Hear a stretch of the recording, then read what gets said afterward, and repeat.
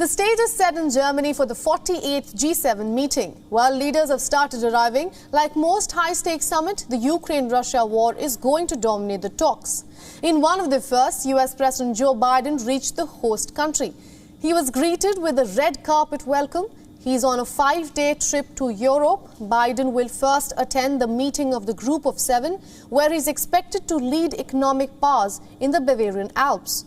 And later, he's set to travel to Madrid for a summit with leaders of the 30 NATO countries.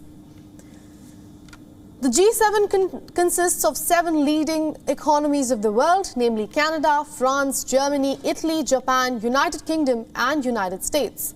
Germany took over the presidency just this year in January. Some other issues that are likely to be discussed are energy security, climate change, COVID-19 pandemic, and food security. Now, for years, G7 has attracted protests to its venue, and this year is no different. Some 1,500 people gathered to criticize governments for their inaction against climate change. This is an issue that is going to be widely discussed in the summit as well. It is important to know that climate change is an important issue nevertheless, but it has been more prominent since the Russia-Ukraine war. Climate activists had hoped that the war will be a silver lining for the environment. You see, at international stages like the COP26, these rich G7 countries made tall claims to lower emissions and to adopt transition to renewable energy.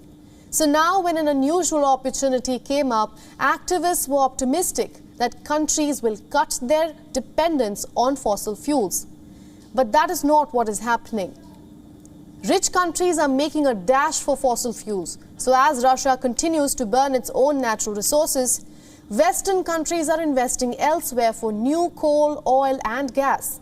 They are either resurrecting old mines at home or approaching smaller countries to burn fossil fuel on their behalf.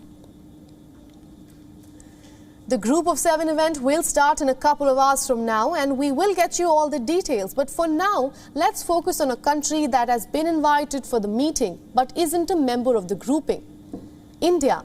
Germany invited its closest Asian ally. Washington says that New Delhi's presence on the table is crucial because its agenda is deep and diverse.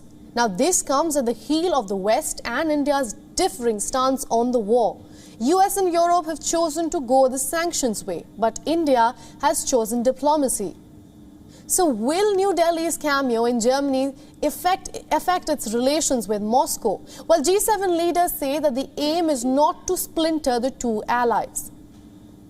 Of German Chancellor Mr. Scholz, Honorable Prime Minister will be travelling to Schloss Elmu near Munich in Bavaria, South Germany this Sunday, that is 26th of June, actually the midnight of 25th of June, to participate in the G7 summit. Now, India has also made it clear that even after the G7 meeting, New Delhi will continue to purchase crude oil from Moscow. While there are simmering tensions with the West, the Foreign Secretary says that India's regular participation like in G7 summit is an indication of acceptance by the West.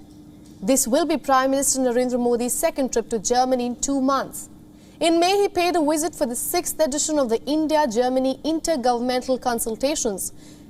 He is expected to hold bilateral meetings with other G7 leaders today and in the next few days.